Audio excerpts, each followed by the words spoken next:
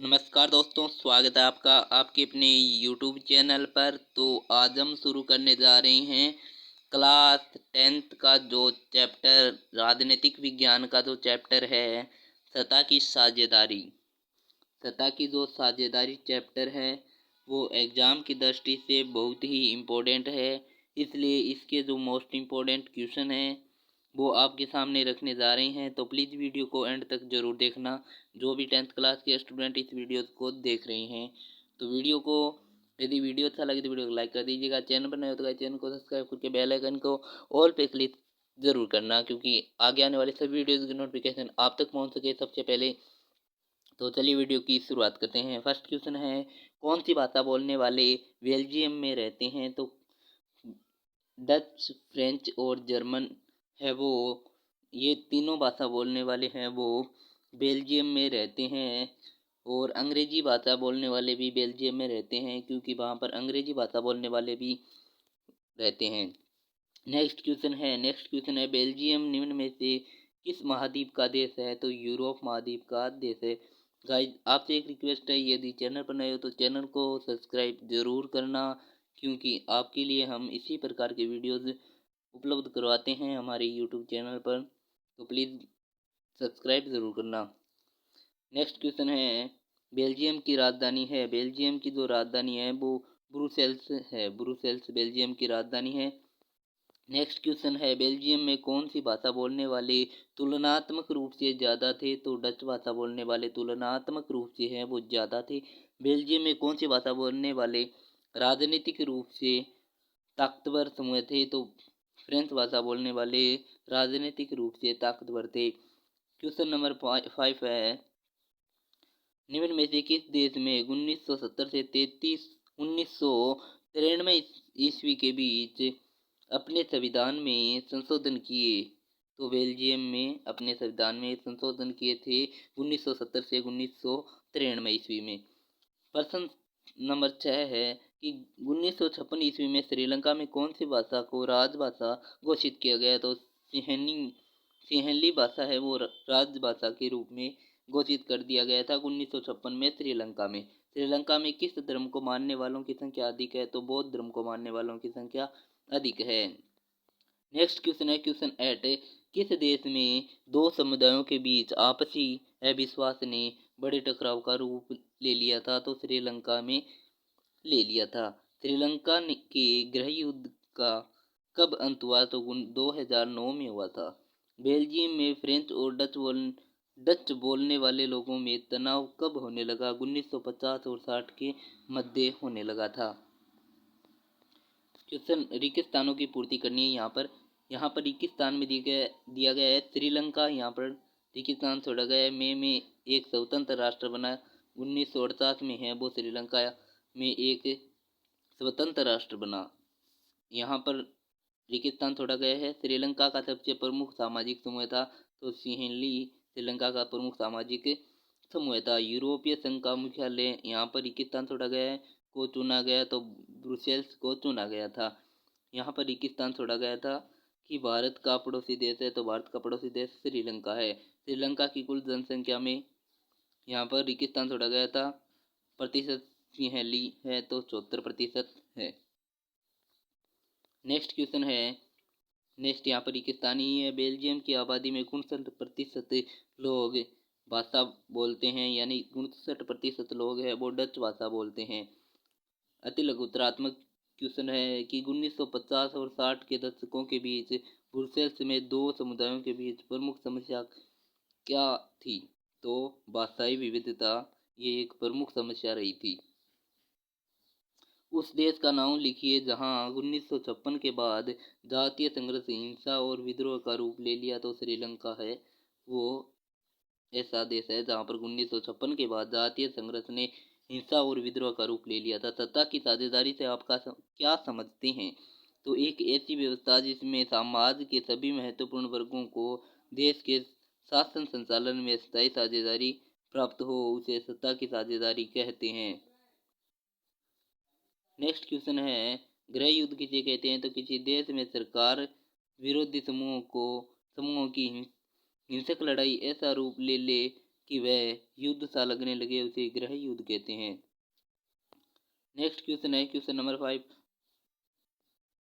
लोकतंत्र में सत्ता की साझेदारी क्यों आवश्यक है? तो उत्तर है इसका, सत्ता की साझेदारी से विभिन्न सामाजिक समूहों के मध्य टकराव की संभावना कम रहती है तथा सभी समूह शासन व्यवस्था से जुड़े रहते हैं। नेक्स्ट क्वेश्चन है लघुत्तरात्मक, सत्ता की साझेदारी के लाभ बताइए। तो सत्ता की साझेदारी के निम्न लाभ है, विभिन्न सामाजिक समूहों के मध्य टकराव की संभावना कम हो जाती है और सत्ता की साझेदारी राजनीतिक व्यवस्था के स्थायित्व के लिए अच्छी है। और नेक्स्ट पॉइंट है इसका कि सत्ता की साझेदारी के माध्यम से सभी समूह शासन व्यवस्था से जुड़े रहते हैं। नेक्स्ट क्वेश्चन है, श्रीलंका में तमिलों में दो समूह कौन कौन से हैं? तो श्रीलंका में तमिलों में दो समूह थे, श्रीलंका मूल के तमिल और हिंदुस्तानी तमिल। बेल्जियम की जातीय बनावट कैसी है? बेल्जियम की जातीय बनावट बहुत जटिल है। देश की कुल आबादी का 59% हिंसा फ्लेमिश इलाके में रहता है तथा डच भाषी है। 40% लोग वेलोनिया क्षेत्र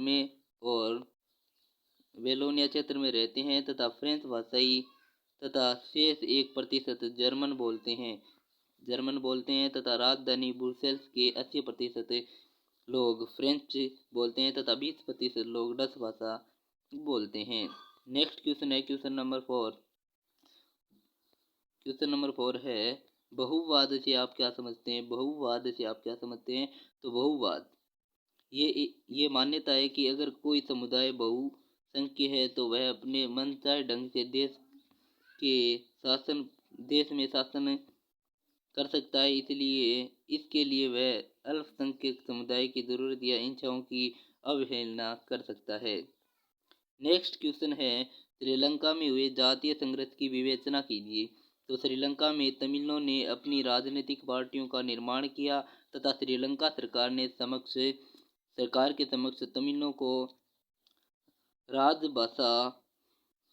राजभाषा नाम गलत है, यहाँ पर ये भाषा नाम है वो ऐसे लिखा जाएगा भाषा, इस प्रकार ये स है वो ये नहीं, ये न आकर ये स आएगा, तो ये एक मिस्टेक है। यहाँ पर राजभाषा बनाने, क्षेत्रीय स्वायत्तता की हासिल करने और शिक्षा और रोजगार में समान अवसरों की मांग की, लेकिन तमिलों की आबादी वाले क्षेत्रों की स्वायत्तता की मांगों को लगातार नकारा गया और 1980 ईस्वी के दशक तक उत्तर पूर्वी श्रीलंका में स्वतंत्र तमिल ईलम राज्य बनाने की मांग को लेकर अनेक राजनीतिक संगठनों का निर्माण हुआ। श्रीलंका सरकार ने तमिलों की मांग है उनको ठुकरा दिया था। इसका परिणाम यह हुआ कि तमिलों को सरकारी सेनाओं में निरस्त युद्ध चलता रहा। इस हिंसा में हजारों लोग मारे गए तथा बहुमूल्य संपत्ति नष्ट हो गई। नेक्स्ट क्वेश्चन है क्वेश्चन नंबर 6, सत्ता की साझेदारी क्यों आवश्यक है? उदाहरण से समझाइए। उत्तर सत्ता की साझेदारी निम्नलिखित कारणों से आवश्यक है। उत्तर यहाँ पर दिया गया है कि सत्ता की साझेदारी है वो निम्नलिखित कारणों से आवश्यक है। पॉइंट नंबर 1 है, टकराव को रोकने के लिए यह सामाजिक समूहों के मध्य संघर्ष की संभावना को कम करता है तथा राजनीतिक व्यवस्था को स्थायित्व प्रदान करता है। पॉइंट नंबर 2, लोकतंत्र की आत्मा, सत्ता की साझेदारी लोकतंत्र का आधार है, ये इसके विकास के लिए आवश्यक है। इसके समस्त समूह सत्ता में भागीदारी के माध्यम से शासन व्यवस्था से जुड़े रहते हैं। बेल्जियम व श्रीलंका के उदाहरण सत्ता की साझेदारी के महत्व को दर्शाते हैं। बेल्जियम में अल्पसंख्यक फ्रेंच भाषी लोगों के पास सत्ता थी तथा बहुसंख्यक डच भाषी समुदाय से वंचित थे। फलस्वरूप समाज में संघर्ष उत्पन्न हो गया। श्रीलंका में बहुसंख्यक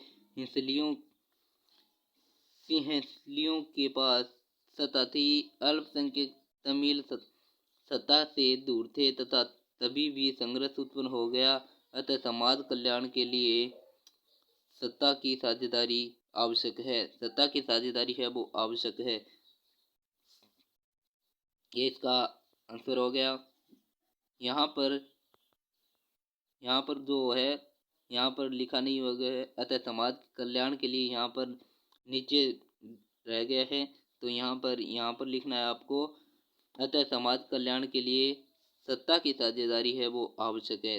नेक्स्ट क्वेश्चन की ओर बढ़ते हैं। क्वेश्चन नंबर 7, सत्ता के शासन के विभिन्न अंगों में सत्ता की साझेदारी कैसे होती है समझाइए। तो शासन के विभिन्न अंगों में सत्ता की साझेदारी, लोकतंत्र में सरकार के विभिन्न अंग विधायिका, कार्यपालिका व न्यायपालिका के मध्य सत्ता का बंटवारा रहता है।